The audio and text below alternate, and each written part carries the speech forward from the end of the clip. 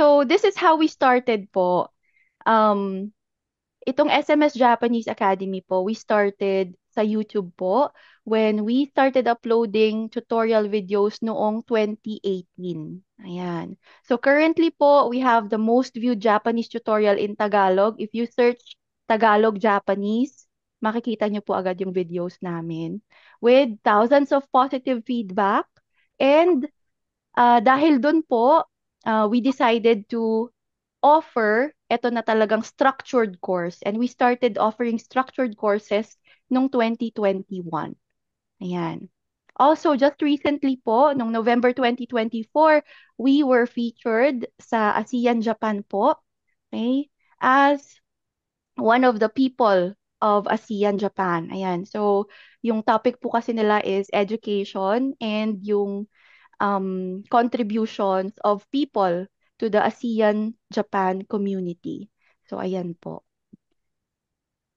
Okay. All right. So, ito po yung real results ng students from our course. She took the test nung 2021 and na-perfect niya 120 over 120 po yung vocabulary, grammar, and reading. And yung overall score niya po ay 173. So, out of Mm. 180, pito lang po yung mali niya sa listening. Okay? So, yan po, real result po yan ng students namin. Okay. Another one po, ito naman po, she's from Malaysia. Si Miss Rhea naman po, perfect niya din po yung language knowledge, vocabulary, grammar, and reading, 120 over 120. Kahit nasa Malaysia siya, na perfect niya. Okay? Medyo mababa lang po at yung score niya ay 43, no? Mababa pa yan for us. 163 lang yung total niya. Kasi nga, sa Malaysia siya eh. Wala siyang exposure masyado sa Japanese po, no? Pero kung nasa Japan kayo, it's your advantage po na nasa Japan kayo. Kasi nga, araw-araw nakakarinig kayo ng Japanese. Okay? Ayan. Ito naman po, si Kariza-san, ang na-perfect niya naman po is yung kanyang listening. Siya naman po, nasa Japan siya. Okay? So, yung listening naman po yung naging strength niya. Okay. And also, eto naman si Glenda San, perfect niya din yung listening. 172 over 180 yung score niya. So, 8 points lang yung mali niya dun sa vocabulary, grammar, and reading. Okay? So, you see po na doable po. Mapapasa niyo po yung test. Okay? Kung hindi niyo pa nga ma-perfect, eh ayan, oh.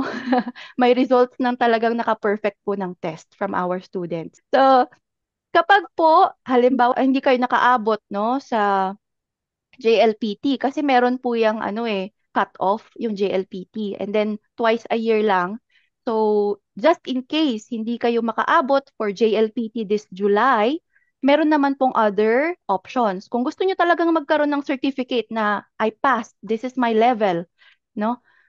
Pwede po kayo dun sa NAT Japanese. Ayan, pwede nyo po yan i-take, NAT Japanese. Meron po yan sa Pilipinas, meron sa Japan.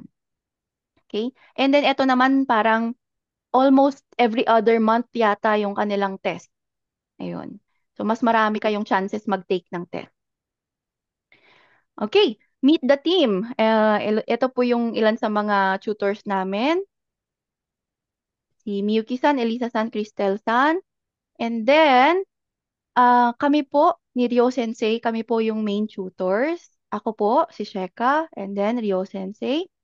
Both of us are teachers in Japan. Ryo Sensei is a licensed high school teacher in Japan. He is also an English literature major po. May master's degree po siya sa English literature din.